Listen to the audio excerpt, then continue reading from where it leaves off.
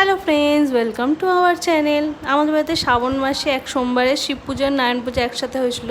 তো তখন মা কী ভোগ করেছিল সেগুলোই তোমাদের সাথে আজকে শেয়ার করব। মা হচ্ছে প্রথমে লুচি করে নিয়েছিল, তারপরে হচ্ছে সুজি করেছিল, তারপরে পায়েস করেছিল। এখন মা সুজি করছে, তার আগেই পায়েসটা দেখতে পেলে আর লুচি করাটা দেখতে পেলে।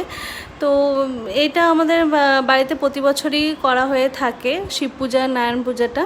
তো এর আগে বেশ কয়েকবার আমাদের গ্রামের বাড়ি থেকে জেঠিমা এসে করে দিয়েছিল পুজোর জোগাড় বলতে পুজোর ভোগ টোগ রান্না করে দিয়েছিল। তো এই বছর মাই করছে, মাকে বললাম যে তুমি করো।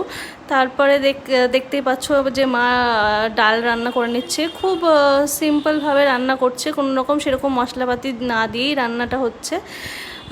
যদিও খেতে কিন্তু ঠাকুরের ভোগ অসাধারণ লেগেছিলো। তো এই রইল ভিডিও, দেখা হচ্ছে আবার পরের ভিডিওতে।